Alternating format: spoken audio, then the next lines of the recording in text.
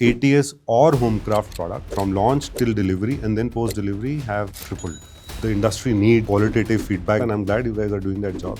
One thing I keep hearing about is there's not enough land in Noida and Gurgaon. We've been hearing about certain challenges around ATS as a brand. We've delivered about 9 projects till date, all of them before time. As an investor, what sort of red flags could one have for a certain developer? If I can do this in Noida, I can do this in Gurgaon. What's the thought process while selecting a land? Delhi is a huge potential as such, but I think it's a code waiting to be cracked. 90% of Gurgaon at least projects are running behind the schedule. Luckily, we are in a very well-planned city when we go to Noida. Noida is still not tied down. What do you think about Jewar as an area? How do you categorize a product into an affordable, premium, mid-segment luxury? The builders come up with the number of super area. There are only 3 parts to the costing: land, construction. Today, we will be covering mid-income housing, premium housing, and the current market scenarios with the CEO of ATS HomeKraft, Mohit Arora. In Mumbai, he's worked for Rustamji, and now around COVID, he moved to Delhi NCR, where he's been heading ATS HomeKraft. They've had a project in Gurgaon, and they have had so many in Noida as well. So we'll be covering a few of them during this conversation. Welcome, Mohit. It's an honor to have you here and to let our viewers also go through your insights about this industry. Thank you, and I think I'm very honored to be here. And I think, as I would mention and mention not also, I think the industry needs qualitative feedback. There's a lot of data floating around whether what's right, what's not. So you need a lot of people to kind of say what's right, what's not, and I'm glad you guys are doing that job. Yeah, thank you. So, can you elaborate first on the specific market needs? There was ATS brand and there is ATS HomeKraft. So, what was the need of starting ATS HomeKraft? Where did that inspiration come from, and what was the vision behind doing that? So I think ATS has always been this classic brand in North India, NCR, Noida market, where the product was the real hero. And if you would ask anyone about do you want to buy a house in Noida, they would say yes, I want an ATS house, and I think that still remains. So the thought generated there, and I think there was a unmet need, or basically a customer segment which was missing out on the ATS product, which was the first time home buyer. And this first time home buyer basically had to start from somewhere around 50 lakhs, can go up to 2 crore. And ATS homes at that time, the smallest home size was some 1800 square feet odd. So I think the idea generated there that why not, once you've actually developed a product which is the greatest of the product in this market, why not let the first home buyer kind of experience it, rather than waiting to buy an ATS home at the age of 35, 40, 45? Why can't he taste this, that product at 25? So that's the whole genesis. So HomeKraft started off as a company which will do homes around 110 square meters carpet area. So that was the mandate that we started off with back in 2017-18. Very crystal clear, very, very well defined as such.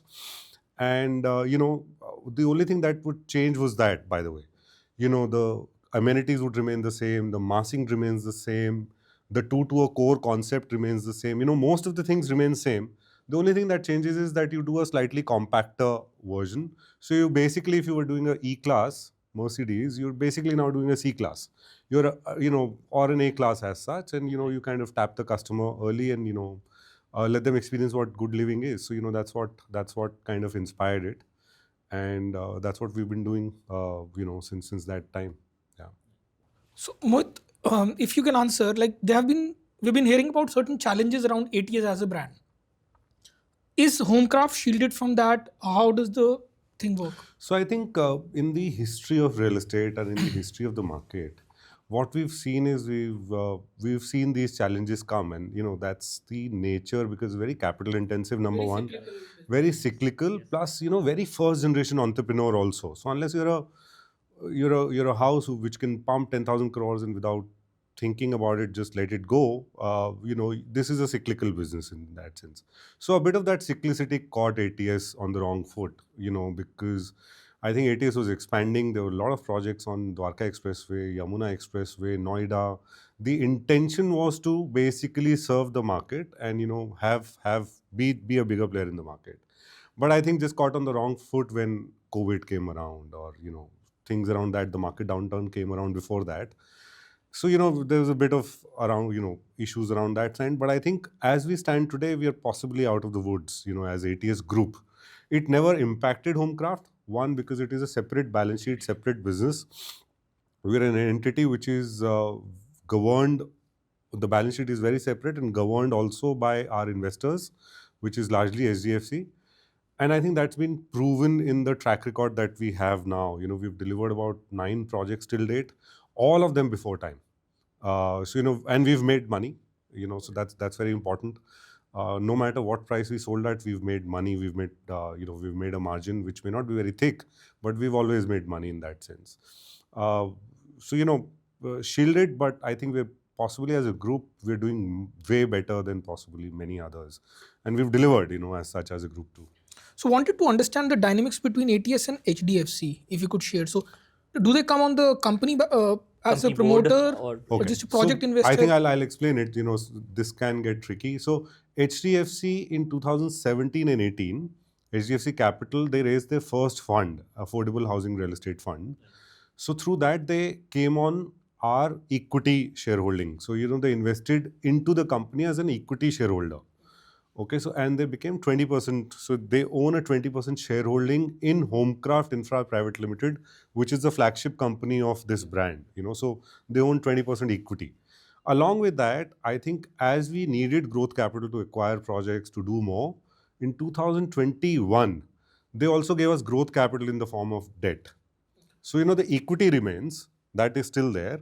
And the debt is a very, let's say, is an instrument which has to be paid down in a certain number of years. It's the typical standard debt terms. project specific. For Yes. every project, you can always tap into the Yes, institution. yes. So, that was given from HDFC Capital Fund 2. So, the Fund 2 money is debt money. The Fund 1 money is equity money. As we go along, the Fund 2 money is getting paid off and is almost paid off. The Fund 1 money is a long-term 10-year kind of a money, so, it will possibly take us to listing someday. And I think that's a very unusual structure. Or would there be other players who would have But banks? possibly we are the only ones, Yeah. because holding equity in a real estate company by a fund, those structures used to exist back in 2007, 8, 9, 10, 11 maybe, those days, and then they kind of went off. This is technically a company which was founded with those principles of doing mid-income housing along with the leading player, which was HDFC, and that's why this equity still remains, in that sense. Right. So also now on the ATS HomeKraft project delivery, if you could focus, which areas does ATS HomeKraft operates in, and how many number of projects have you delivered so far, and how many are in the pipeline? So we actually operate in the entire North India right now, but today the projects are, let's say, in NCR typically. What we are doing is that we've delivered about 9 projects in the region. These are projects which are also from a 30 lakh rupee home to something about 2.5-3 crore rupee. So we've done that and we've delivered. And like I said earlier, we've made money. We have our own methods of doing that, but we've made money and not lost money while doing that. And we've returned capital to investors in that sense. So, we've delivered about 9. These are about 80 lakh square feet of projects. I don't know if people read about it or heard about it, but most of these projects are delivered 1.5-2 years before schedule. And this is despite COVID striking us in between, So, a project that we started in 2018-19, we delivered in 22-23. So, and this is a 20 lakh square feet project, so despite COVID, we could achieve to do that. About 1,300 homes in that sense, we consistently then did that next year and then this year.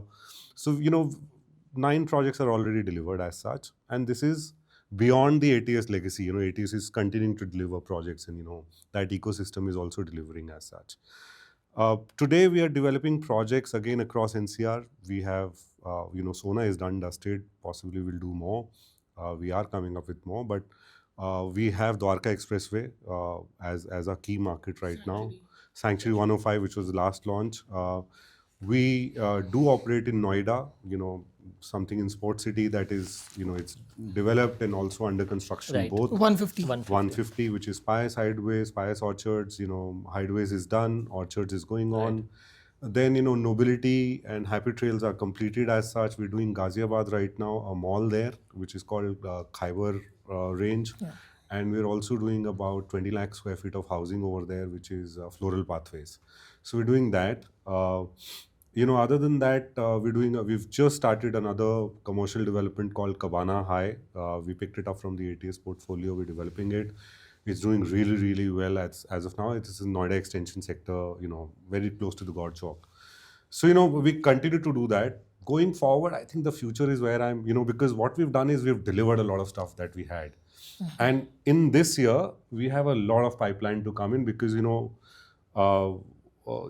pace has to flow. Right. So the next 2 years, we have a 10,000 crore development value pipeline saved up for us. This is either most of it, let's say about 6,000 or 6,500 crores of it is right now at the approval stage, not the acquisition stage. This is all land acquired. Most of it is 4,000 crores is under RERA. Wow. And the rest is to be applied for RERA. And 4,000 crores is under authority approvals. And, Focusing on NCR region or going this is beyond all that? NCR region right now. And what we are doing is we are also entering Delhi as a market. Okay. So we have something even in Rohini, which is under approvals. Wow. So, so we're very strategically picking up these markets and saying, okay, if I can do this in Noida, I can do this in Gurgaon, and I can do this in Sona, and I can do this in Ghaziabad, and I can do it in even Delhi, as such. And I think these are markets which typically today account for about 40% of India's sales, right? And we're possibly just getting there and saying, okay, let's do that. And that's the focus. Housing remains the focus. Mid-income premium housing again remains the focus. But adding some commercial also. Adding commercial. So, there are certain plots where you do commercial, it enhances either the community or the residential development that we've done. And also if the assigned FAR is of Assigned commercial, FAR, you have to so that's of course, viable. that enhances the potential of the residential that exists over there. Very interesting to hear about Rohini. So I've lived, before moving to Noida, I've lived there for like 15 years. I'm glad. And it's a very beautiful place to stay. But the problem was there's no new development coming in. And Correct. with UER and the new construction happening, and there are few builders which have launched the projects, but they are no-name builders. Like I wouldn't want to put money in them. But So I think Delhi is a huge potential as such. While we suffer on some policies and norms and I think certain issues over there, but I think it's a code waiting to be cracked. And I'm going to be very honest even to our competitors who can listen to this. I think it's a code waiting to be cracked. Rohini is possibly our first development. We're very, very confident. And we're very proud that, we should be able to do something very good over there. It's a beautiful location in Rohini. Small development, about 4 acres. Got it. Hopefully we should add value to that. But, what we are also looking at is we're looking at other markets in North. So we're looking at Dehradun, Meerut. Okay. We're looking at possibly Nagra to add. So, certain very opportunistic infrastructure-driven locations is where we are going to add projects going forward. Every day, I think a lot of my time, along with my team, goes into evaluating, researching these locations and what's coming up and what's the right parcel to kind of pick up there and add value over there. So, so that's going to be an interesting proposition for us. Mohit, could you run us through what's the thought process while selecting a land? Anything you could give insight? So a few insights, and I think possibly these are very core to us. And I don't know if anyone else is doing it. I think the first is that, what we have to look at is, can the approvals be done in 6 months? Okay. When I pick up the land to when the approvals can be done, can they happen in 6 months if I want it to be? Got it. Sometimes you want to hold the land, but can they happen in 6 months? Land to launch is 6 months. Launch to completion, I will not pick up anything which is more than 5 years. So I have to make sure that even if it is 40 acres of land, can I complete it in 5 years? Within 5 years. Because, the cycles turn. And when the cycles turn, if you've only done 10 acres, the 30 acres can add burden to you because, Yeah. you're suddenly a capital heavy company in that sense. And third is, we have certain IRR thresholds and, things like that. But other than that, these are number factors. Other than the softer factors are where is the infrastructure going? We as ATS, as a group, have certain strengths in terms of efficiencies that we bring along and, certain parameters where we are very, very strong. So we look at that and say, is the infrastructure going to grow here and the land is going to appreciate here? So large focus for us remains what is the new market. So Sona, for example, while our competitors were there since ages, Yeah. but I remember when we entered, and in 2 years, 1.5 years when we completed, the market has become double. So when do you enter? When do you exit? And how do you kind of keep churning it? So Sona was one of those opportunities for us, in that sense. Similarly, when now we go to other markets, Maybe Rohini. Rohini, Yeah. Yamuna Expressway, in that sense. So, what you have to end up looking at is what is the timing of that market? I can actually pick up the land and launch it even if the market is not right, but when do you actually launch it? So, we have to look at the next 3-year potential of the market. And that actually really matters to us. So, Sona, Yamuna Expressway are clear examples of that. Even Dwarka Expressway, when we picked up Sanctuary 105 in our portfolio, is a clear example that next 3 years, this market is not going anywhere. Yeah. So let's kind of do 2, 3, 4 projects over here, So that becomes the next potential. Now we're looking at other markets where Dehradun could be very interesting because Dehradun the is. Delhi-Dehradun Expressway. So people have actually picked up land in Dehradun, but nothing has happened so far. But now is when the motion is coming in because, everything is getting completed. Yesterday, I'm coming from Dehradun. So we were evaluating certain projects and land parcels precisely because the entire infrastructure now it's going Almost to happen. there, yeah. It's almost there. So that should be definitely be one of the interesting markets we're looking at. Correct. So, you have to time that. Meerut, for example, the train infrastructure is just getting there, rapid rail. Yeah. So now is the time. So I think those are the key factors that we end up looking at. Again, the idea is that the product has to fit in. Can I do my product over there? Can I build a mid-income premium house over there and it will sell? The house cannot be too small, cannot be too big. Can it be a 1,500 square feet to 2,500, 3,000 square feet house that will sell over there? Is the market existing over there today? And it's growing, in that sense. So, certain factors that we kind of look at. You told about the 5 years of construction period and you having experience of Mumbai as well. Do you think this 5-6 years of construction time can be compressed going ahead, or this is something which is going to take time? No, this can definitely be Modern compressed. construction, newer technologies. As a developer, if you can put more highlight, because almost 90% of Gurgaon at least projects are running behind their schedule. Hardly projects are able to follow the RERA deadlines. And even the best brands. Even the best brands, Like the best of the best brands are struggling to. No capital challenge, no nothing. Still, they are not able to deliver projects in the timeline. So we understand the NGBT and GAP bans, but apart from that, is that one reason that developers can hide behind that? There are certain external factors, certain internal. I think a wise man or a wise developer or a great developer, one recognizes that this is my external challenge and I cannot control it. So you can't control GAP. You cannot control labor. Right. Yeah. Beyond a point, the labor will be, you cannot get more than a certain number of people on site. You cannot. What you have to do is you have to figure out that despite that, what am I committing to the customer?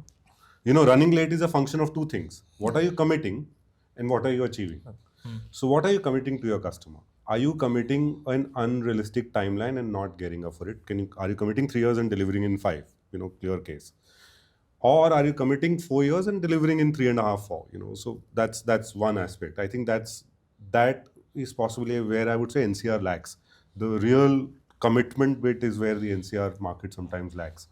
The other thing is, what are you trying to achieve with it? So, for example, the latest project that we've launched, Sanctuary 105, we've taken a very conscious call that we've committed certain number of years to the customer. How do you kind of try and achieve in 70% of that time? So you build, sometimes you build yourself up for failure. That yes, I may fail 10%, but can you achieve in that? And when you look at the maths behind it, the maths is very logical. Can I start all towers together and not just do sequentially? Yeah. Correct. Right? So a lot of people say I will do sequentially. I'll do half towers first, then half. You save on my one shuttering, but Right? You save on my one shuttering, or sometimes there is a capital issue. yeah, Right. So again, it goes back to how are you selling? Are you selling on CLP? How much stock are you selling? What's your capital structure like? And who are you selling to? Will the payment come or not come? How many home loan customers are there? yeah, and maybe you can take external capital to sort of accelerate the Maybe. development. Yeah, But the easiest is you have a home loan customer, you've sold it to him, you've sold it at a price where he finds it very tough to exit. That if he exits, he loses, right? Because, if he exits, he loses in the sense that he's making money. He's in the money in that sense. So he's always in the money. So he doesn't want to exit. Right. And then, you go back and say, now I have capital. I have assurance of capital. And with every slab that I do, I'm going to get money. Now your only focus is to then do these slabs and kind of complete it. mobilize the resources. And Mobilize the resources and do it. And you will still fail 10-15%. There is no two-way about it. And this is a 4-year cycle. We can't plan sometimes as much. But you're bound to fail. But make sure that you're there 70%. You try and achieve in 70, so you can still get to 85-90 in that sense. Any further innovation you see in construction technologies, like from typical RCC frame structure to now we have a shuttering, my one shuttering based structure? I think that has compressed delivery timelines to some extent. That for sure has. I think my one in Bombay was used in 2008-9. Much earlier, correct. Much Yeah, earlier. It's becoming A norm now now. a norm here. Yeah. But I have not seen a building without my one in ages when I was in a different market, or even in Bangalore as such, or you go to a Dubai or wherever. These shuttering systems are very normal as such. I think the technology may or may not change as much because there are certain typologies which require this shuttering. And today there is nothing else. Unless you're going a 100-story tall building, then you can change shuttering. So the typologies may not change and the shuttering may not change. What is going to change is how we do construction in terms of finishing. I see a lot of change coming in how we do, because finishing takes up a lot of time. So the modularity over there is to be built up. So for example, a very basic example, which I keep telling my team also, that, can we just modularize my tiles room by room in the yard down below and just bring them up and just tell the labor with closed eyes, this is this room tile, just install it. Just don't think. In the bathroom, just do it. Like a modular kitchen. Like just a module. This is your module, and these tiles have been checked, inspected. You don't have to take them out in the flat and then check and then install. Everything is checked. Just take them out and 1, 2, 3 label them and just put it here. So modularity is going to come in the finishing cycle. That will increase quality. That will increase speed. And a lot of efficiency. Consistency. So that is going to be the next revolution that we will see here. It will need a lot of digital tools, a lot of focus, and that's where a lot of tech will come into play in real estate. Very interesting. I was also wanting to ask, you mentioned about your product on Dwarka Expressway, Century 105, where every developer is running for that 20,000 pricing and 2,500 square feet and 3,000 square feet apartment. What makes ATS HomeKraft go for a product that's also a 2 to a core again, like you have mentioned, that's inbuilt in your DNA, and still offer that for below 2.5 CR market segment, which is needing more such products? Why are no other developers doing it, and what makes ATS HomeKraft different from? So Gaurav, it is all about sticking to the core. Yeah. What is your core? Your core is end customer. Your core is delivering value, and your core is delivering on time. So when we go back and say what in whichever market, no matter where the tide turns, can I do it? And the answer is very obvious. Right. I don't have to be a rocket scientist to tell you this, or you don't have to be that. Right. In whichever market I am in, can I do a 2 to 3 crore product or 2 to 4 crore product? Will it fail? I don't think it will fail. As the construction progresses, this is going to see increased demand. Where will my customer make money? And if he wants to make money and exit, where will we always be in the money? This product, he'll always be in the money.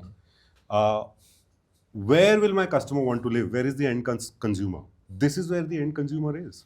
So once you actually answer all of these questions, you find a way of doing it. And it starts with, of course, the planning, but it starts with how you sign your land. Right. Very, very important. It starts with how much you offer to the landowner, how you get your approvals, what is your strategy product, and what is your consumer, and it's very simple in that sense. And what kind of capital are you raising around it, long term, short term, Yeah. Then I and getting up for believe it. you can also bring in the margins because from the processes that you've said, you can So always. I'm not touching upon that. Yeah. That's a secret sauce for us, honestly, because if the in-house design, Yeah. in-house construction, uh, and all in-house processes that we have as such bring in a lot of efficiency. I'm not going to reveal our cost. That's secret sauce, but I'm telling you that definitely adds a lot of speed and reduces my cost to such an extent that I can actually shave off and let the end customer benefit. One example that I would give you, and it's a plethora of examples, but one data point: all ATS or HomeKraft products post delivery, from launch till delivery, and then post delivery, have in the last at least 5 years, despite the market sometimes not being there, also have tripled. What we sold and launched at 3,200, 3,400 rupees in 2018, 19 market was okay, everything. When delivered was 11,000, 12,000 rupees. And they have always become benchmarks in that micro market. So, the rickshaw wala actually says ATS ke baju wala building, right? So that's the iconicity of when the building gets constructed, and that starts because people live there. Right. It's not a ghost house. Yeah. And the mass is going there, so it's not a ghost house, and they're living very happily in that sense. Rental yields are the best, in that sense. Interesting. Very interesting.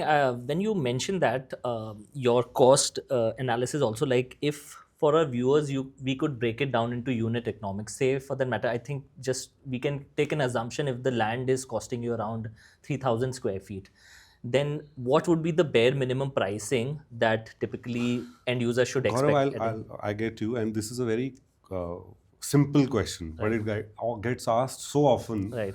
that you have no idea, and everyone loses sight of it. Yeah. You and I would still consider myself to be young age. Right. We are young age people. This business is donkey's age. Years old, correct. In that sense. But there is this saying which existed, which I've learned from my forefathers and also veterans of the industry. There are only three parts to the costing. Okay, land, construction, profit. Profit also includes vyaj. Correct. 1/3, 1/3, 1/3. If you can fit in this economics, buy the land, develop it. Otherwise, don't. That Very makes interesting. Otherwise, don't. Makes a lot And the moment you remember this golden rule and say, I will not work on 10% profit because I know that at the end of the day will get wiped down. And my construction cost, and I will do a product where the construction cost has to be this, Correct. you will be safe. And that's a very safe mindset. Multiple buildings have been constructed basis Based on this. this concept. Cities have been constructed basis this. Let's stick to this. Land plus approvals, 1/3. You can deviate 2%, 3%, fine. You can find ways around it. Construction, and then profit plus interest has to be 1/3. You do this, you're safe in life. And trust me, there are enough projects to do this. So, what kind of land acquisition do you end up doing? Do you do JVs, or you prefer to buy outright? So I think because we are under the HDFC AGs right now, our core mandate is to not buy land. Okay. We Asset do light. JDAs or JDAs, JVs, which is collaborations, Yeah. or profit sharing agreements. We are also looking at DMs. Luckily, the brand is strong right now. So we're getting a lot of opportunities over there in that segment.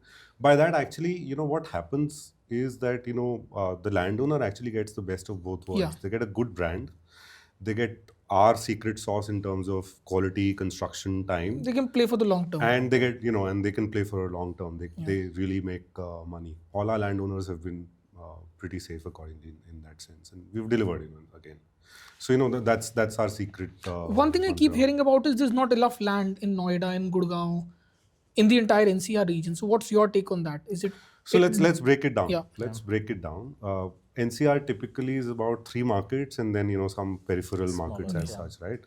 So in each of these 3 markets, if I was to say Delhi, yeah, there is land, but policy clarity is an issue. There is an immense number of land pooling. करोगे तो बहुत सारा land हो जाएगा ऐसे बोलने के लिए, but policies are an issue. So let's say development potential आज बहुत मुश्किल है, in that sense. Then let's come at Noida. I agree with you. I think there is paucity of land. There is extreme paucity of land today. Noida, Greater Noida, and today that exists, and possibly authority will is doing something about it. There's Jewar area that's coming up, which is Yeda. Right. There's new Noida that's going to come up, and there will be some redressal on that sorts. But luckily, we are in a very well planned city. When we go to Noida, the traffic movement is okay, the infrastructure is okay. As a disclaimer, we both are Noida residents. No, I mean, I've lived for about 8 years of my initial life in Gurgaon as well. So so I've lived a bit in Delhi. Right. So I've done in all fairness today, I think Noida in terms of infrastructure is one of the better ones. Well planned. Yeah. As such, and it continues to grow in that sense. I think the only disclaimer that I have here is, or the disagreement I have with you is Gurgaon. I think Gurgaon is immense land. And it's spreading out, and there's immense potential that exists. The only city amongst these three micro markets that has land potential which can grow is Gurgaon. Now it can be in an issue or some potential issue or all of that, but in the center of Gurgaon there is land. Tell me where else can you find it in the on golf course extension? There's a lot of land right now vacant, waiting to be unlocked. Got it. You go there and you see a lot of land in that sense. Plus, then you go to Dwarka Expressway. There's enough. Yeah. There's enough. Sona is coming up. So that's the only this thing. And I will again give you this thing. Not all the land needs to be developed today. Yeah. And as a company, I go back and say, where is the demand? How much is the demand? What sells? I think for that there is enough land. We sell as NCR about 1 lakh units, per year amongst all categories. Right.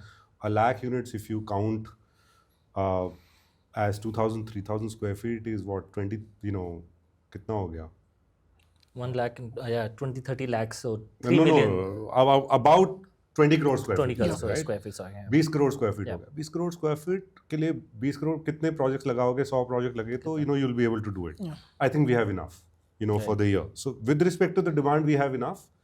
But I think where do you want it? What kind of land do you want? That sometimes becomes a challenge, and I think as developers we try and sort that for people. And keeping up with that 33% rule. Yes, so that's very important, and that has to hold for 5 years while the project duration exists. Yeah. If you keep up with that, trust me, I think you're very well built as a foundation.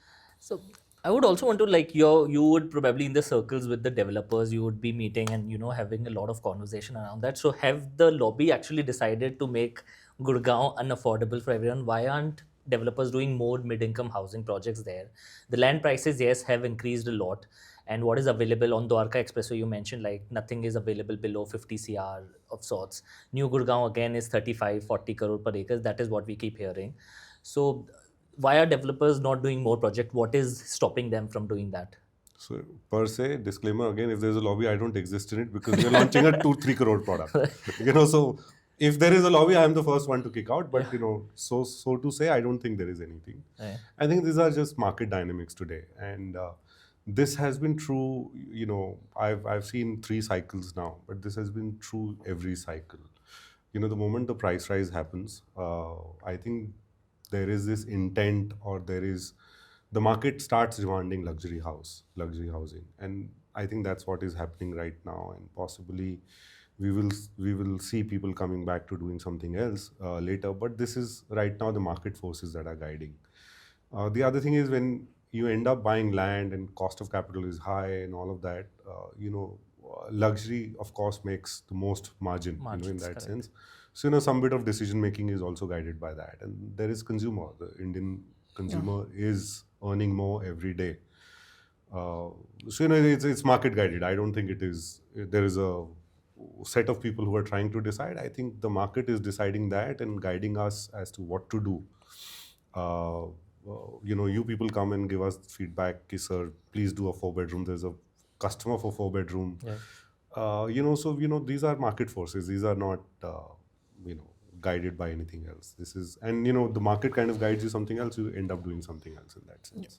Well, typically what happens is market tends to overshoot. So there was definitely an acute shortage of 4 bedrooms and luxury housing for last few years, ready to move.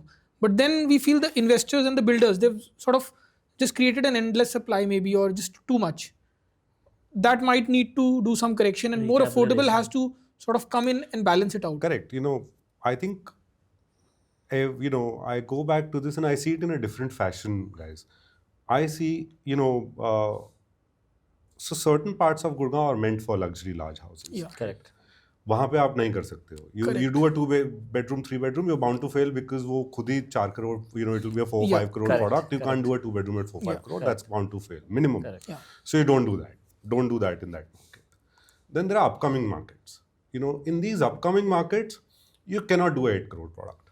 Yeah. So that is where you have to put your blinkers on and say, boss, this market, I can sell this. This market is not a 4-5-bedroom market. This is a first home buyer market.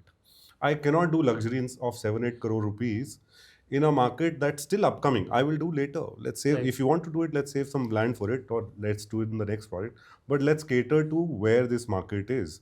A Sona or a new Gurugram or a Dwarka Expressway. Let's do housing where people can stay and they, the first home buyer can technically come. Once that comes in, then you bring in luxury. So you have to actually say, Gurgaon nahi, where in Gurgaon I have to do this, where in Gurgaon I have to do this. Yeah. And that kind of becomes a philosophy. Similarly in central Noida or Noida, I will end up today doing a 4-bedroom, because, you and I are residents of Noida, we know The major quality demand is- 4-bedroom today doesn't exist in limited supply. But if I'm going far beyond Noida extension or wherever, it's not okay to do a 4-bedroom and launch it at 12,000-13,000 rupees a square feet. Today, the customer doesn't exist no matter what you say, because, the aspiration will bring him to Noida if he has that kind of money. So, you play within, you play micro markets and then decide the product. And this is a learning, guys. I come from Bombay, so, you don't do a Bandra product in Borivali. It's a very differentiated insight and very... you don't do a Bandra product in Borivali. The moment you do that, that Borivali 4-5 bedroom will not sell. There will be certain people, but it's not a massy thing. In that sense. It takes time to develop for the the upgrade demand to come in. And Correct. It's for let people want it for you to give it. So everything sells, but micro market. You do the that. velocity wise also. Interesting. While we are sitting, the market has also changed. In last 2-3 years, everything in Noida and Gurgaon both was selling off like hotcakes. Anything was getting picked up. In last couple of months, I think market has stabilized and people are expecting. So how are developers and you also prepared for the sustained selling part of it? Because the FOMO-led driven marketing, I think that period is done. Hardly there are projects that would get sold out unless you're a really great brand and a great product. So how is the sustained selling affecting the developers, or how are they ready for it? Again, Noida is still not died down. We're still seeing very heavy demand in Noida. I'm very sure that the next project that I bring out will sell out in minutes. I'm very sure still of that in Noida. Gurgaon, Any micro market you're talking about? anywhere in Noida. You do. I'm saying with our philosophy, we bring out a product in our branding. Our next launch is on Yamuna Expressway, so we know it's going to be a clear sellout, plot sale. So, that's going to be a clear sellout, and, possibly whatever else is, we do going forward. So, we know we will sell out. I think that's where the demand is as such. But Gurgaon, again, the idea is that what has happened possibly is that people have bought in without having visibility of 100% money, right? And I'm not going to say kyun kiya, kaise kiya. That's been market forces. Again, let's call it market forces. Like a secret juice, we call it market forces. That कि 30% पैसे है तो घर ले लो. Correct. And as it would have it, बहुत ज़्यादा kicker नहीं आए, जितने kicker आने थे आ गए, और अब वो appreciation is not that much, so exit is not very clear. So we've seen that it's not that the demand has gone down. Right. But the investor money is somewhere stuck. The demand is still the same. The demand is still growing. We're still growing in Gurgaon by about 15-18% year-on-year housing growth in terms of sales. वो आएगा. But what's going to happen is that this investor set of people will not be able to support the developer set of people to launch the project. Absolutely. So that is where we are in Gurgaon, but I don't see demand dying down. I don't see, the economy is very robust. Home buyers, right. And everything is going great on that, this thing. There are two things we can possibly look for. We can look for our channel to come back and say, like it used to happen in Noida, still happens, to come back and say, okay, I want to do sustenance sales. The channel wanting to do sustenance sales. I think that's, as developers, we always have inventory, but sometimes the channel just wants to do launch. Uh, but the channel may want to now do sustenance sales. So, that is where I clearly see the tide turning, which used to exist earlier in every market, but for some reason it just went off. So sustenance sales we'll see, which also will mean that developers will have to show a lot of progress. To do sustenance sales, I have to keep constructing. I have to keep giving the consumer the experience and the customer service. So, the foundations of the development and, as a developer, we have to keep that strong. The channel has to support us with sustenance sales, and, the consumer ultimately is the winner. In this game, the only winner is the consumer. There's no one who loses. Also, in sustenance selling, the developer is able to listen to the customer. Otherwise, it's too noisy. Correct. Like nobody cares which unit. I've sold it, now you don't come to it, right? Yeah, So, that happens. But, as developers, we have to focus on customer service because my current customer is talking to my sustenance customer for the next 3 years. Yes. And that's a very healthy way of selling, in that sense. The other thing that can also happen, and personally I'm a little scared about, is a macro factor slightly happening and the market just it will not tumble, but it will just get into a panic mode for some time. Scared. And, you do panic selling and, cover your losses sometimes. Right. That can just show slow down possibly Gurgaon, but, that may slow down sales as such. But I see that, the consumer is still there. Right. The investors will get an exit. Traders may not. Yeah. Right? Correct. So investors will get an exit. It's just about time. It's just about how time. do you Can hold differentiate on? between a trader and investor? Like, is there a time period to it? Or? So if you cannot hold on, if you don't have the capacity to basically pay 100%, you're a trader. In that sense, because like anything, you have to be able to, similarly, like stocks. Right. You buy an option, you don't have the capacity to pay 100%. That's when you buy an option. You're a trader. You buy a stock, you hold it, you wait for it to mature. You've taken an informed decision. You're an investor. Similarly, do you have 100% money, and that's when you bought it? Is the whole story around being investing around it, and that's the only way of, I guess, putting it in that sense. Mohit, what do you think about Jewar as an area? Like currently, when I go there, so it feels like it's middle of nowhere. It's middle of nowhere. In 5 years, in 2 years, 5 years, 10 years, do you see that changing? How do you see that changing? So I think the first slide you and I read the news today is 18th April. Yeah. Right. I think that is going to bring in a lot of economic activity, industrial activity in the area. Every large city in the world has 2 airports, with the exception of maybe a Bombay right now. Which also is Which also is there right. coming up. So that's the whole plan. So the moment there are 2 airports, there's a very clear distinction about, what happens where, which airport caters to who. And I see this airport catering to a lot of this part of the country, as such, and not just Northern Belt, yeah. Not just UP, but a lot of part of this country, which is a little far away from where the airport is, the industrial activity is as such. Plus, we just spoke that Noida is getting saturated as such. So the industrial and the economic activity will start there first, which in turn is going to add to residential commercial activity. To me, this will take time. It will not be a 2-year process. You will slowly see it building up. We will see a frenzy of activity very shortly. And then, for 2 years, it will remain like that. And then, you see another upscale movement because that's when people want to live or, delivery starts happening because there's a 5 years of gestation. period. Industry starts working. Yeah. And then, the residential delivery starts happening. And that's when you see the real motion over there. To me, that's a very, how do you put it? A structurally right way of doing it. Rather than putting housing first, the government is putting economic activity first. Right? And that's the core. You have job creation, which is how Gurgaon started. Correct. Right? And automatically. Which is how Bombay started. Right. And that is what the entire NCR is for the North India. Correct. It is a job job, powerhouse. so Yeah. you have blue collars coming in, then you have white collar coming in, and that's The where natural progression. that's where then you go and technically what are we doing, you and I, we are catering to a need. That's the first set. Home is a need. Yeah. Correct. Basic need. Shelter is a basic need. We're catering to that.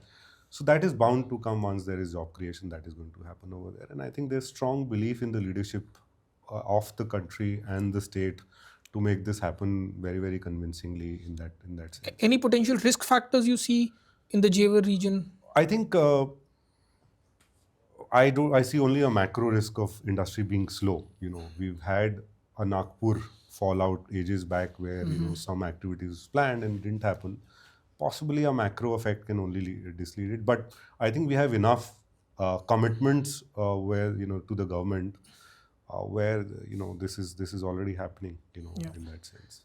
At this juncture of the cycle, as a developer, where do you see value? Like, is it Jewar, Sohna, Sonipat, Faridabad, any market where do you still see value in land or any value left for a developer? I or will for say an investor? everywhere. That's our value proposition. Again, I said, if you stick to the product, if I'm going to do group housing today in Dharuheda maybe, I don't see value. Right? Right. Where there are ways to create value. At any price? So Okay, so you can do at any price, but is there value for you as an investor? got it. Right? So may not be today. But can you do another product which has value over there? So, Gaurav, there is value everywhere. Everywhere. You have to apply your mind and your principles and values and say, okay, can I make it happen? Can I make it happen? Land is scarce in Noida. There's value everywhere. Jewar, there is value. Where are we looking for land? We are looking for largely where there is more land. Jewar, there is land. Sona, there is land. Maybe Dharuheda, Sonipat, Dehradun, we spoke about, Meerut. Am I looking at Himachal? No. Am I looking at somewhere in Punjab? No. So these are belts where largely what you have to do is north is largely led by infrastructure. And luckily, the infrastructure has been really, really strong. A growth factor. So, look at factors where this infrastructure is going and about to be delivered. And the moment you see about to be delivered, you will find value and realizable value without waiting for the cycle to kind of turn the other way. I didn't hear the Faridabad from your So I think Faridabad has some miles to go for now. Yeah. Some miles to go. And I think it's not because of anything else. I think it's just caught in certain confusion between Noida and कि मैं कौन हूँ अभी. It's a good market for people who stay there. They love being in Faridabad. But I think in terms of the job creation, the growth of population, it's lagging. So the moment... Also connectivity, like it's really connectivity starved. Although Jewar should help, and the correct. RRTS, which connects from sort of Noida to Gurgaon, they're saying. No. So Jewar will be very well connected to Faridabad. Better than Noida. There will be some, effect on it. But we feel the Yamuna Expressway and the new Noida belt will possibly grow faster. One interesting aspect, the moment airport comes in at Jewar, the city turns upside down. Noida starts at sector 150 and not Yes. at sector 15. Yes. Right? So, so the city turns upside down. So, I have said where we are looking for land. Right. Yeah. I have said ki wo belt. Correct. The city just turns upside down. Right. And I think that's one of the very important insight if one can have and be right to make money. Like center of gravity for investment in Gurgaon has always been changing. Right. And people don't realize that, but those who do, they make money. So earlier it used to be MG Road, then golf course, then extension. Now Maybe like SPR I personally say it might be a CPR, SPR sort of a area. Correct.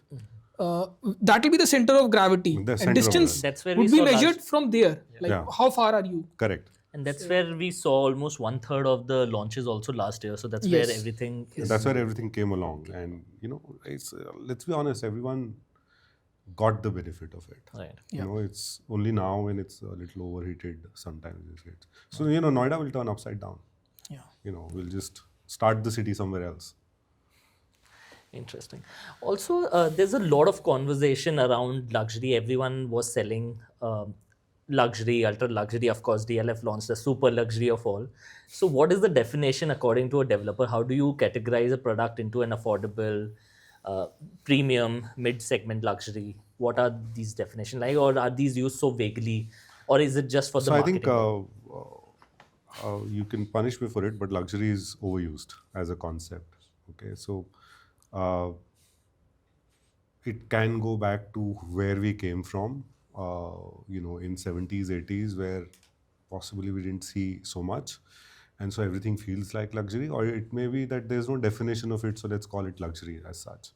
But I think largely anything that is, as a price point today, and every city will be different, but let's say for NCR, anything as a price point above 6-7 crore rupees, I would say that's luxury, because average income or a decent income for an NCR guy would be 1.5 crore rupee as a family.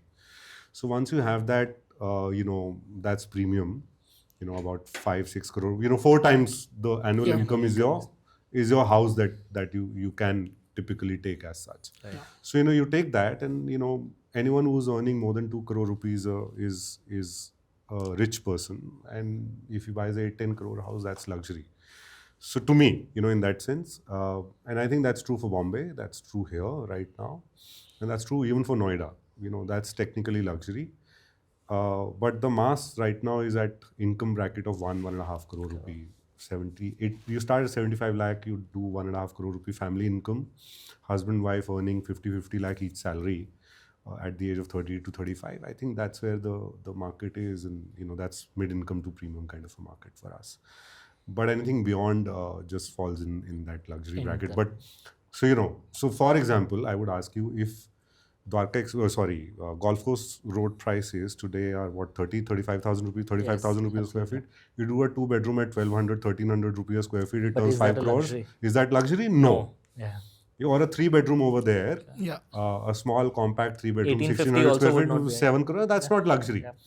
So, it keeps changing about what your income size is in that category. So, but anything, so that's why you don't do that product over there. You do a 8, 10, 12 crore product over there. So, people can actually do. So, anything that's about 6-7 crore plus is today in this market luxury for me. What do you? So could you guide me about how do the builders come up with the number of super area, carpet area, built up area, I don't know super how, area? but so very valid question. And this was in my. I've had a lot of confusion with it when I entered this market back. I said, "What is super area? Everything has to be carpet area." And my team very calmly explained it to me. So saying, "Sir," and they're right. I would not say they're wrong. But how we do it is a very straightforward method. What we say is, okay, what is the total area adding up to in the tower? And let's just divide that into number of flats. Units. That's very simple. What is my construction area for the tower, and divide it into number of flats. That's my super area. There is no area in the air. There is no वो साथ वाला ये कर रहा है तो ये मैं करूँगा. Because everyone has a different plan, and everyone has their own ideologies. So for ATS as a group and HomeKraft also, what we do is we actually take the plan area of the tower area, and we say, okay, let's divide it into number of floors, and do that. The areas that I'm not charging for, and that's super area. But if you heart of hearts ask me, let's please move to carpet area very soon. No, absolutely. Help us that move should, to it. yeah. Or at least built up area, like exclusive area where you maybe include balconies, etc. No. So that's true across. Yeah. So for example, Because you look I at, find you look at carpet the area RERA also definition. misleading. We also feel, we keep talking about it. In NCR, probably carpet area would not be the right term, because in Mumbai you do not get that wide balconies. The balconies come up in Here, the- of course, the built-up area, that balconies area get included, and the walls. No, so probably you have a way of saying it. RERA gives you a way of saying it. What you do is you mention the carpet area, and then you mention the balcony area separate. So the consumer knows, Yeah. this is my RERA carpet and this is the balcony area. And then you do one-on-one comparison across projects. So, you can mention the balcony area separately. That's what RERA tells you to do. Very interesting. You also mentioned around the super area definition, because when I see a ATS product, the layouts feel far more spacious when you For even the when we super refer area to the that- super area Yeah. that you will get. Because with other developers, that's not the case. Like Correct. on a 2,000 square feet apartment, probably 1,100 or 1,050 types, that would be the carpet. The that room one would sizes get. feel The odd. room sizes feel Yeah. odd. For us, if the 1,000 50 to 1100, that's between 17 to 1800 as super area. That's the For us, it's that. Very clear. So even if we are considering 15,000 pricing, that's a good 45 lakh difference Yeah, just in the that's pricing that's a that lot of one is difference. saving. Yeah. That's a lot of difference. And again, stick to the core. Yeah. And stick to the values that you have and say, okay, this is my principle. I am not, I'm not going to digress from it.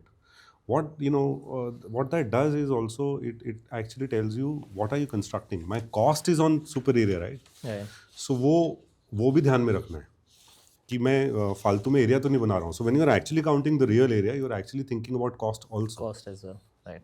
So Mohit, one question I had was, how do you see the prices trajectory? Do you see a time correction coming in, or is there still more steam left? Okay, I think a lot of steam is left.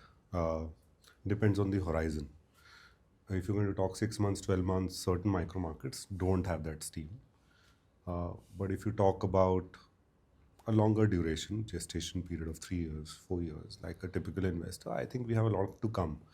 In the end, we have to realize that this country and these markets will go the China way, where, with the employment rising again, and with the GDP per capita rising, we will move into bigger homes or more defined homes, and we will, the city migration is going to happen. So there is a lot of steam left. I think what we have to play it out is, again, as an investor, hold it for 3 years. Certain micro markets don't have any steam left for next 6-12 months. Let's accept it. Certain micro markets do have that steam left, and the best is yet to come. Jaywar, for example, the best is yet to come. Sona, we will see a lot of steam coming up even now. Dwarka Expressway has right now no steam left. If you've bought at an 18,000 rupee price point, today no. Yeah. Depends on, again, the price point you've bought on. So there is going to be a varied answer to no one line this thing answer. But if as an investor you have the capacity to hold on 3 years, there is a lot of steam left in this market today. And these products, even if you've bought at whatever price, once they get delivered from whoever, will see a huge uptick in the price, because the way that I see it is that an 18,000 rupee price point even on Dwarka Expressway 3 years down the line, in real terms today is about 14,000 rupees, Yeah. right? So that's a good price point to be in on Dwarka Expressway. So just wait it out, and then of course after possession, anyways, you see with the occupancy coming in, you see the prices rising as the end again, correct. consumer moves in as such. So there is a lot of steam left in that sense. One keyword I'll pick was deliver. So to realize your gains, the project has to deliver. I'm glad you pick on it. So, as an investor, what sort of red flags could one have for a certain developer where I'm investing? What should I be cautious about? So I'll actually come back to what you said first. NCR possibly is the only market in India where the price gap between an under construction property or a launched product to when it completes is really high Okay. Inverted, yeah, compared to other markets. compared to other Compared markets. to, In other markets, the price kind of remains constant, or it doesn't rise by a certain number, beyond a point in time. I think because this market has a very high risk, that also is reflective of how much risk is the investor taking. Sorry? And how much premium also they are giving They're to giving brands to that also, risk, of course. correct? Yeah. So Yep. it's a high risk market in certain in certain aspects as such, and the investor is looking at in certain fashion. So I think that remains the key as such as this market. So which brings me to the red flags. If you actually, the first red flag is if you actually see that the price is really high versus the existing product that is developed already in that micro market. To me, in NCR, that's a red flag. Don't buy something that's beyond the micro market that exists anyways already, which is developed. Just remain in that vicinity, to be honest, in that sense. So that's one. Then I think we go back to our original thesis of how much has the developer done. has he delivered, and what has been the quality as such? Because whether you're an investor or you're a consumer or a home buyer or a resident, what you will always want is you will want a product that is a impeccable, great product. So delivery track record, quality track record of the developer. Third, how are the societies that the person has developed or the developer has developed are running now? What are the challenges, water issues, construction issues, maintenance issues? So please do a thorough research, because end of the day you're buying a product and not an Yeah. investment.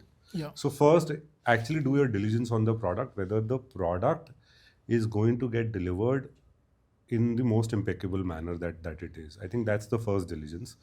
Then, of course, you have to go back to the existing customers of other projects and what they're talking about it. And I'm not saying there may be people talk sometimes what they talk, but please go back and check with the developer about the Yeah. feedback as such. Go back and talk to home loan providers. About what is their feedback about the product, whether the product is home loan approved or not. I'm assuming in the RERA world everything is RERA approved as such. So, you're being wise about it. And mostly that, I think RERA takes care of a lot of things right now. But please actually look at the product, look at the developer, whether they've delivered, what have they delivered. Speak to the existing consumers over a span of time, and please, no matter what you hear, just go back and cross check in that sense. And I think just to add there that this should be an ongoing process. Correct. Like, so you Correct. should ideally have a 6-month or annual timeline where you keep revisiting. Correct. Your decision. You revisit your correct. Yeah. You Similarly, that's like an- you monitor your equity portfolio. just monitor it. Yeah. I'm very glad you brought it up. That's a very valid point, that you please revalidate what you did 3 months back or 6 months back or 1 year back. Please reevaluate whether you're still in the money or you're going to lose your money in that sense as such. You mentioned, Mohit, you have extensively covered Mumbai's market also for a good decade or so, and now you have done in Noida and Gurgaon both.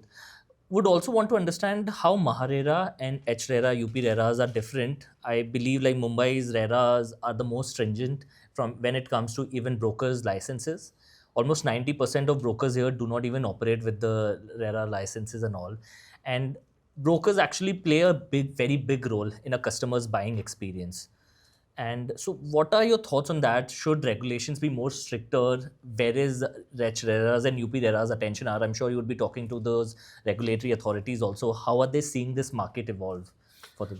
So I think I must first congratulate the RERA body overall across India, that it's been a huge change. There is as developers, I will talk that I've personally seen a lot of focus on being consistent, and there's this fear of not delivery and doing the wrong that kind of comes in. So I must congratulate that kind of has developed, and whether it is UP RERA or Haryana RERA or Maharera, these bodies have done very well for the consumer, very, very well for the consumer. I agree, Maharera has been possibly the gold standard, as we call it, or one of the most advanced. And I go back to, I was very actively involved with CRIDAI as a supporter, from my company when I used to work in. And, MCHI CRIDAI used to go and give certain guidance to that time, RERA body before the act was coming in, developer suggestions. And I remember one of the suggestions used to be that please govern everyone and not the developer, right? Please just, don't hold us. There is also a channel partner. Entire there is also a ecosystem. customer. Entire There is system, also absolutely. a Yeah. contractor. There is also the government bodies, right? Yes. So please hold everyone accountable, because you're a real estate regulatory authority. You're not a developer regulatory. Even investor.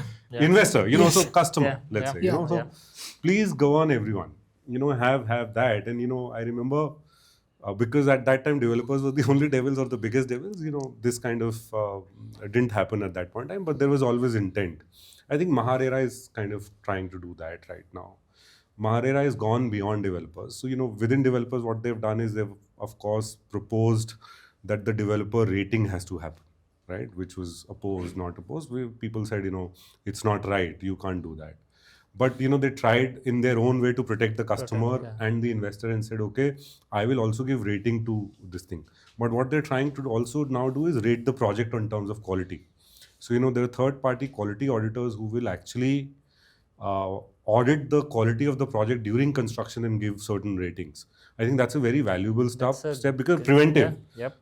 RERA में ये तो है कि हमें structural defect कोई होगा तो बाद में डेवलपर को केटर करना पड़ेगा, but can you Do it move back? proactively. Yeah. Can you Yeah. go back and say preventive क्या करें? Correct. We've seen develop channel partners getting certified, more than certified, getting trained. Trained. Right, Yes. right. Trained and then getting license and having certain training requirements for getting that RERA license. That's a very valuable step in that sense. Proposition. RERA in MahaRERA is now also running certain training programs for workers and for construction people, saying, okay, we don't want to govern you, but we can always train you. So, again, in consumer interest. So that's very, very, very innovative as such. And, another step I remember they took was saying, okay, amenities, when will they get delivered? Correct. They also have to highlight that and Amenities, be in the when? written content. Very recently they said, okay, parking number and to be allotted on the day of allotment of the unit. itself. Correct. So, these are very small steps, but what it tells is that there are certain more things that can always happen where which is in the interest of everyone, consumer of course, but channel partner being well trained or doing well is in the interest of the developer and also in the interest of the consumer. A worker or a quality being monitored is also in our interest, Yeah. in that sense. We have to take it positively. You have in to that have a sense. long vision, like for everyone to understand that regulations only help in the long term. Sometime, yeah. Over regulation will Over- kill you. Yes. But as long as it is beneficial, please accept and move on. And I think that's, if possibly, I have a request to other states in terms of RERA. I think we've now done enough on the developer side. Let's kind of get active on channel partners, on workers, and in a positive way. Don't Yeah. regulate them, but train them. Right. Add value so they can add value to the market in that sense. So that's my only recommendation or request, and I think it's very much doable as such. So there's this micro market within Noida, like Sector 150, and it was supposedly had to be one of the best places to live in entire NCR. Got stuck due to various regulatory reasons. So could you tell, like, I've seen that we have two projects there. What's happening there? Where do you see it? So I think we have we have an 18-acre land parcel at HomeKraft, which we divided into two parts. One was let's say 10 acres, 8 acres sort of a thing. First one we called Pious Hideaways, about 749 units. They're all delivered. These are technically 3 bedrooms, 3.5 bedroom apartments, and they're all delivered as such. People have started moving in. The second one is called Pious Orchards, 3 bedroom, 4 bedroom, largish apartments facing the Yamuna River. They are under construction, delivery in about 2 years' time from now. But as I think Sport City was, or Sport Cities were, so to say, a grand plan in terms of authority developers that a great thing will be possibly there for the consumer and Yeah. for the Noida consumer as such. And I think they were a grand plan. What has happened is, I think, because of certain, I would actually say confusion. I would not even say there are irregularities. I think there is this chicken and egg situation right now wherein the government wants amenities to be done first. Yeah. The developers say, okay, we will do everything together. So that's where it got stuck. But what I hear last and what we've read last and what I know of last is that there was a plan approval required for the Sector 150 sports community, which has been done by the Public Accounts Committee. It is approved. Okay. It is now in Noida authority for them to approve it. So the moment that gets approved, the sports city layout of 150 is fully approved, after which the registration can happen of the units as such. The new plans can get sanctioned. New inventory can kind of come in over there. Got it. But again, we've been talking, Sector 150 is the gateway to Noida once you're coming from the airport. Yeah. So there is no way, to be honest, that the Noida administration will want it to be how it is. We will see the light of the day. I think it's just around the corner that we will see it happening, in that sense. But I think the consumers have shown a lot of interest in Sector 150. The consumers of Noida who know that sector and who know the potential, have shown well. There's every prominent developer who's developing in that sector right now. definitely the thought was amazing, the location, the density, everything. Everything. It's just the execution, the initial land allocation. I think I would say it's some bit of confusion right now. I'm hoping it'll get very cleared very, very soon. We're just at the brink of it right now. Got it. Also, you have two other projects, one in Sohna and one Yamuna Expressway. So, for investors, if they are looking, what would be your thought process? What is the vision around these? Where are you seeing the prices also of these two particular projects by the time you give possession? So Sona, actually we launched at about 90,000 rupees a square yard. Right. It was a Deen Dayal project. Right. Plotting. Today, we've again, true to our word, we completed it again before time. Right. For about 15 acres of plotting, Right. 200 plus units. Today our trading, we don't have any inventory left. They're trading at 1,50,000 rupees a square yard within about 2 years of them getting launched as such. And mind you, the consumer paid only 30% and then 40 and then 30. So, the IRRs have been fantastic, and, we will possibly end up doing more. So Sona, it's a great story. Right. But today as such, I don't have any new upcoming project. Hopefully we should have. But it's a great micro market given the Bombay Expressway connectivity. The connectivity now to Gurgaon. I think that to me is in some manner for the consumer who loves the SPR kind of belt. It's a great connectivity for him or them to kind of go in. It's a market that's still unexplored. I think Yamuna Expressway, Jewar Airport is a story waiting to be unfolded. We are very, very bullish on that micro market. And I think as we discussed that, with the job creation happening next over there, that to me is the next market that will unfold. Luckily, no infrastructure is to be done other than the airport. Everything else is done. Just I'll add like connectivity through metro or RRTS. That is one thing. So that I think will happen. Yeah. But I've seen that in Delhi, that's not been in NCR, that's not been a constraint. Dwarka Expressway, that has still not been a constraint. So when that happens, we will see another boom. But I think for now, with the pricing that exists over there, I think we are very, very bullish over there. And I would say not even in terms of pricing, I'd say the velocity in terms of investor demand is huge over there. 3 years later, that turns to end user demand. And when, the metro connectivity comes in and a lot of public amenities come in, that's the third wave that kind of comes in. So if you're a long-term investor, that's possibly one market to focus on, short-term, long-term both. Yeah. That's one market actually to be focused on, because things will now start coming in that micro market. Of the 10 million square feet, I believe that is the number that you're looking to, bring to the market this year. So how is your land allocated, if you can talk? So we have these are very, I would say, concentrated. I don't think these are 10 projects. So we have something on Dwarka Expressway. That's about 20 lakh square feet or as we call it, 2 million square feet as such. Then we have about 75 acres on Yamuna Expressway. So, that's the other concentrated land parcel. Then as I spoke to you about Rohini. So, there's something in Rohini. We do have a land parcel in Bombay, by the way, but, we're looking to partner over somewhere there. That's fully approved in Powai. So that may see light of the day if we're still thinking whether to do it ourselves or do it with a local partner over there. So that's another interesting insight, in that sense. And then what we're going to do is we're doing, there's another land parcel then on Noida extension. So, right now this is, concentrated over 3-4 projects. And that's how we will operate, concentrate and do largish, meaningful developments as such in these areas. So yours next will be on the Yamuna Expressway. Next is Yamuna Expressway, then we go back to Dwarka Expressway again. And then, we hope to crack Delhi and Bombay very shortly.